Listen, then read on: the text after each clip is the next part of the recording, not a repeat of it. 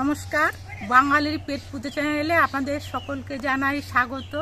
আপনাদের প্রত্যেকের বাড়িতেই বাটা মাছ রান্না করা হয়, আর সবাই সবার নিজের মতো করে রান্না করেন। আজকে আমি এই বাটা মাছের রেসিপি আপনাদের সঙ্গে শেয়ার করব। আজকে বাটা মাছটা আমি একটু অন্যরকমভাবে রান্না করব। তো বন্ধুরা দেখতে থাকুন আমি কীভাবে বাটা মাছটা রান্না করি। বাটা মাছের রেসিপিটা তৈরি করার জন্য আমি 6টা বড় সাইজের বাটা মাছ নিয়েছি। মাছগুলো আমি কেটে ধুয়ে পরিষ্কার করে নিয়েছি। এবার এই মাছের মধ্যে আমি নুন আর হলুদ মাখিয়ে নিচ্ছি।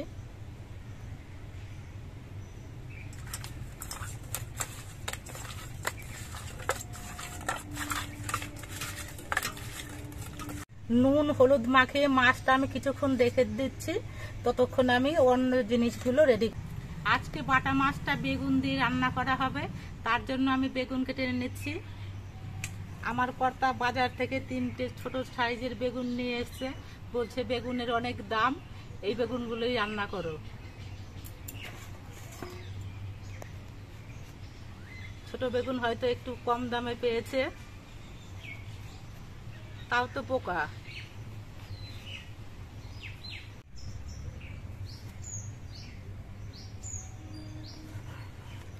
বেগুনগুলো আমি লম্বা করে 4 পিস করে কেটে নিচ্ছি। ছোট বেগুন 4 পিস করলেই হয়ে যাচ্ছে, আর বড় বেগুন হলে মাঝখান থেকে আবার কেটে নিতে হতো।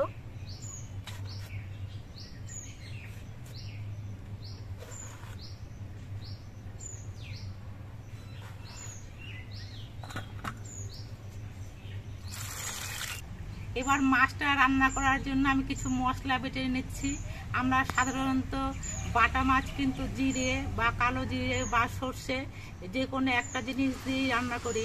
আজকে কিন্তু আমি কালো জিরে, সর্ষে, জিরে সব কিছু মিশিয়ে নিয়ে বেটে নিয়ে বাটা মাছটা রান্না করব।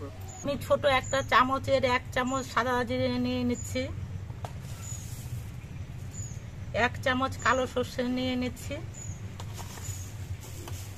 আর 1 চামচ কালো জিরে নিয়ে নিচ্ছি।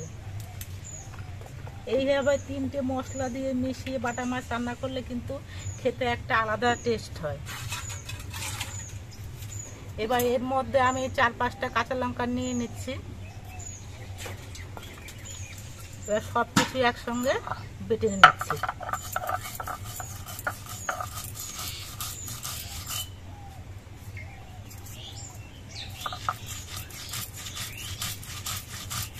এই মশলাগুলোর মধ্যে যেহেতু সর্ষে আছে, তার জন্য একটু নুন দিয়ে বাটতে হতো। আমি নুনটা দিতে আগে ভুলে গেছিলাম, এখন একটুখানি নুন দিয়ে বেটে নিচ্ছি।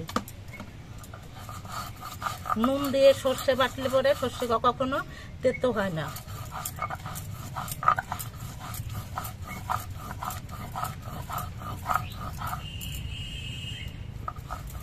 মশলাটা বাটা হয়ে গেছে, এবার মশলাটা একটা বাটির মধ্যে তুলে রাখছি। আমি মশলাটা শিলে বাটলাম, আপনারা ইচ্ছে করলে পরে মিক্সিতে মশলাটা বেটে নিতে পারেন, তাতে কাজটা খুব সহজেই হয়ে যাবে। এবার আমি মাছগুলো ভেজে নেব, তার জন্য উনুনে কড়াইটা বসিয়ে ভালো মতো গরম করে নিয়েছি। এবার দিয়ে দিচ্ছি সরষের তেল।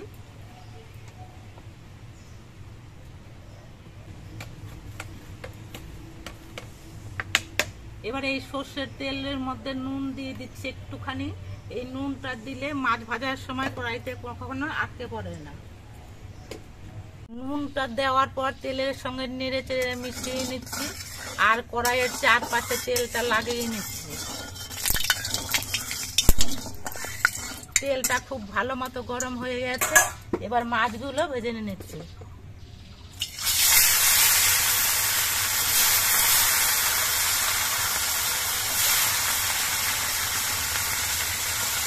আমি সবগুলো মাছ একবারে ভাজছি না, আমি 3টে করে মাছ দিয়ে 2বারে মাছগুলো ভেজে নিচ্ছি। মাছগুলোর এক পিঠ কিছুক্ষণ ভালো মতো ভেজে নিতে হবে। মাছগুলোর এক পিঠ ভাজা হয়ে যাওয়ার পর মাছগুলো আমি উল্টে দিচ্ছি।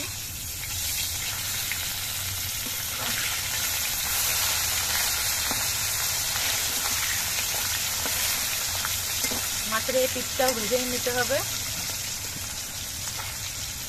মাছগুলো আমি খুব কড়া করে ভাজেননি, মাঝারিভাবে মাছগুলো ভেজে আমি তুলে নিচ্ছি।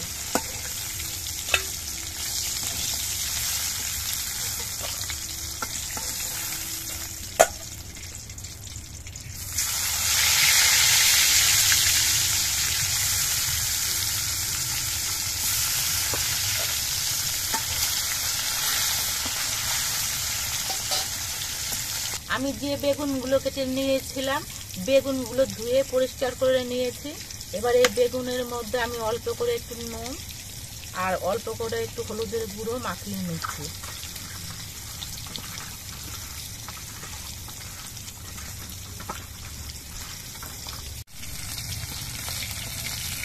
সবগুলো মাছই ভাজা হয়ে গেছে, আমি নামিয়ে নিচ্ছি।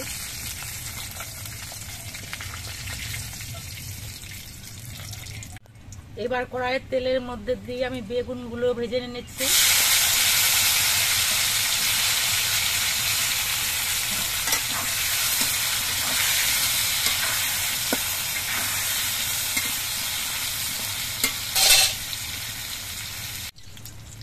বেগুনগুলো নরম হয়ে ভাজা হয়ে গেছে, আমি বেগুনগুলো তুলে নিচ্ছি।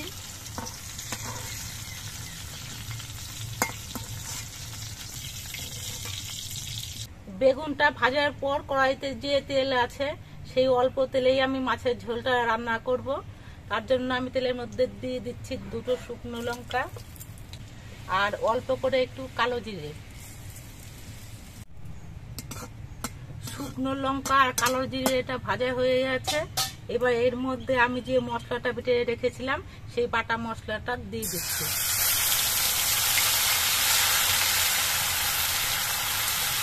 হাফ চামচ হলুদের গুঁড়ো।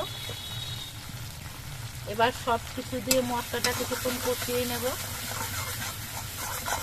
মশলাটা কিছুক্ষণ কষিয়ে নেওয়ার পর মশলা থেকে দেখুন তেল ছেড়ে দিয়েছে। এবার এর মধ্যে আমি ঝোল দিয়ে দিচ্ছি। ঝোলটা যে যেমন পরিমাণে রাখবে সেই পরিমাণে ঝোলটা দিতে হবে। এবার ঝোলটা কিছুক্ষণ ফুটিয়ে নেব। তবে এইভাবে মাছ রান্না করলে ঝোলের পরিমাণটা কিন্তু অল্প রাখলেই খেতে ভালো লাগে। আমি মাছ ভাজার সময় তেলে নুন দিয়েছি, বেগুনগুলো ভাজার সময় নুন দিয়েছি, সেগুলো খেয়াল রেখে নিয়ে আমি অল্প একটু নুন ঝোলে দিচ্ছি।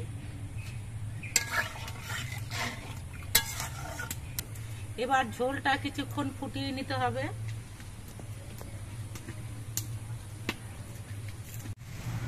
ঝোলটা কিছুক্ষণ ফুটিয়ে নিয়ে এর মধ্যে আমি বেগুনগুলো দিয়ে দিচ্ছি।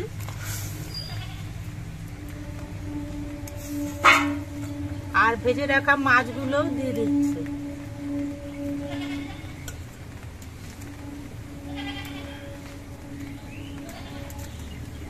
এবার মাছ দেওয়ার পরেও আরো কিছুক্ষণ ঝোলটা রান্না করতে হবে।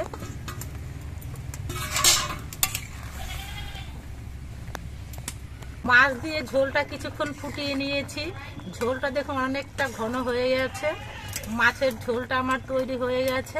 এবার আমি মাছের ঝোলটা নামিয়ে নিচ্ছি।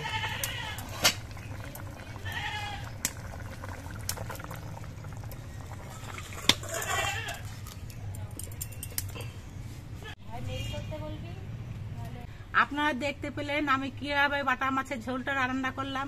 এইভাবে বাটা মাছের ঝোল রান্না করলে কিন্তু খেতে অত্যন্তই টেস্টি হয়। আপনারা একদিন খেয়ে দেখবেন।